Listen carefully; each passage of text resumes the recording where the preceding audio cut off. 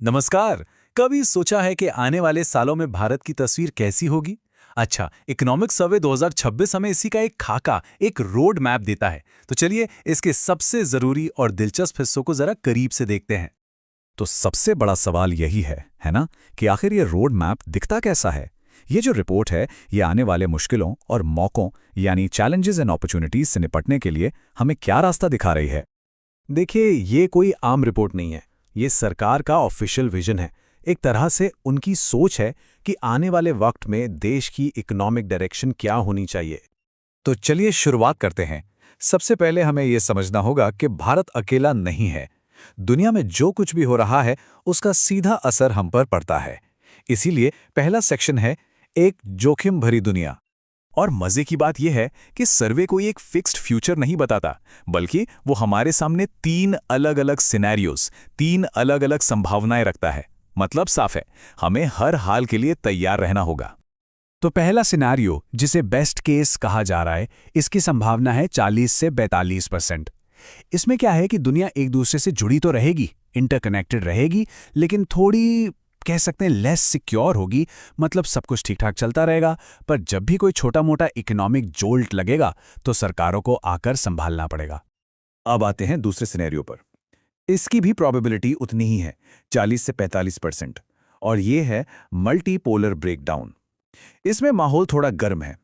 देशों के बीच strategic rivalry बढ़ जाती है, ट्रेड पर दबाव डाला जाता है, सैंक्शंस आम हो जाते हैं और सप्लाई चेन्स पर पॉलिटिक्स हावी होने लगती है।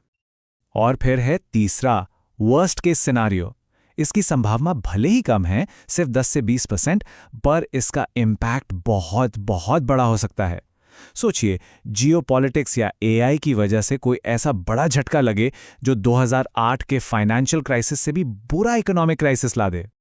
तो अब बाहर की दुनिया के इन जोखिमों को तो हमने समझ लिया। अब सर्वे हमारा ध्यान देश के अंदरूनी मामलों पर लाता है, और यहीं से शुरू होता है हमारा दूसरा सेक्शन, शासन में सुधार। ये गवर्नेंस और सरकारी कामकाज से जुड़ा है। यहां पर सर्वे एक बहुत ही दमदार बात कहता है, राइट टू इन्फॉर्मेशन यानी आरटीआई एक्ट को लेकर। सर्वे का कहना है कि ये कानून फालतू की जिज्ञासा शांत करने या बाहर से बैठकर सरकार के हर छोटे बड़े काम में दखल देने के लिए नहीं बनाया गया था। मतलब ट्रांसपेरेंसी जरूरी है, नो डाउट, पर इसका गलत इस्तेमाल सरकारी कामकाज में अड़चन नहीं बनना चाहिए।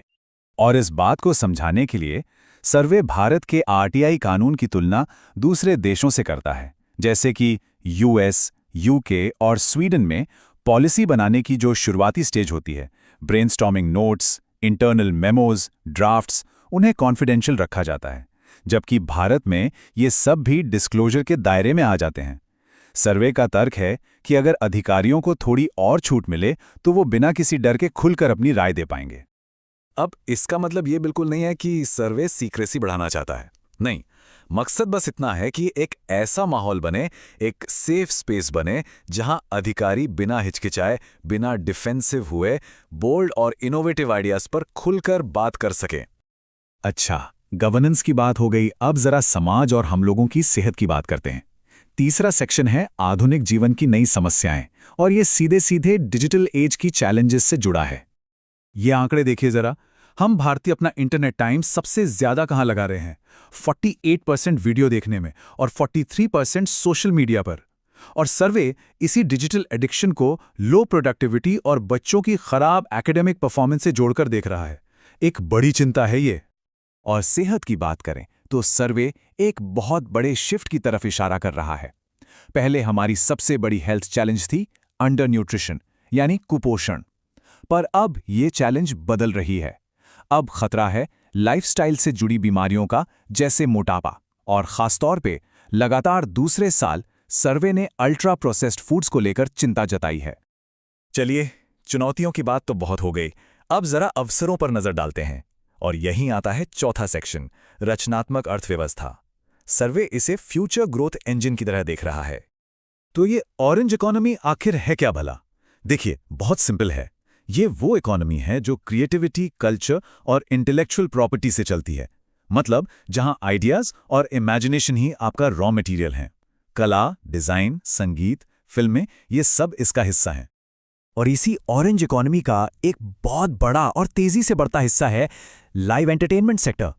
सोचिए, 2024 में ये सेक्टर 10,000 करोड़ रुपए का हो गया है। ये दिखाता है कि कोविड के बाद कितनी जबरदस्त रिकवरी हुई है। तो इस सेक्टर की पूरी पोटेंशियल को अनलॉक करने के लिए सर्वे 3 कॉन्क्रीट स्टेप्स सुझाता है। पहला, हमारे जो हेरिटेज मॉन्यूमेंट्स हैं उन्हें कॉन्सर्ट्स और इवेंट्स के लिए खोला जाए। दूसरा, जो इंटरनेशनल आर्टिस्ट्स आते हैं उनके लिए वीज़ा और फॉरेन एक्सचेंज प्रोसेस को आसान बनाया जाए। और तीसरा, इवेंट्स की परमिशन के लिए एक सिंगल विंडो क्लियरेंस सिस्टम हो ताकि चक्कर ना काटने पड़े। क्रिएटिविटी की बात तो हो गई, अब बात करते हैं टेक्नोलॉजी की, जिस पे सर्वे एक बहुत बड़ा दांव लगा रहा है। 5वां सेक्शन है भारत की एआई रणनीति, और ये जो रास्ता सुझा रहा है ना, वो दुनिया से जरा हटके है। सर्वे का कहना है कि देखो, हमें बड़ी बड़ी कंपनियों से लार्ज लैंग्वेज मॉडल्स बनाने की रेस में नहीं पड़ना चाहिए, जिसमें बहुत ज्यादा पैसा और रिसोर्सेज लगते हैं। इसके बजाय हमें सेक्टर स्पेसिफिक एआई पर फोकस करना चाहिए। मतलब ऐसे एआई एप्लीकेशंस बनाएं जो हेल्थ, एग्रीकल्चर जैसी हमारी जरूरतों को पूरा करें, भले ही वो स्मॉल लैंग्वेज मॉडल्स का इस्तेमाल करके बने।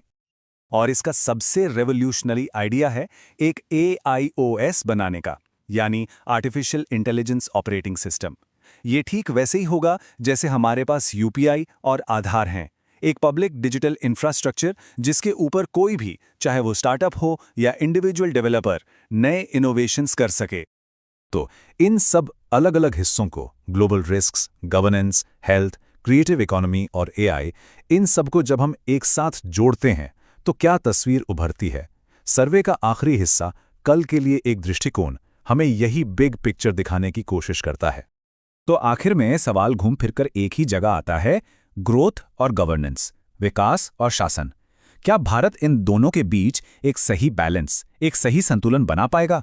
क्योंकि इसी सवाल के जवाब पर हमारे देश का भविष्य टिका है।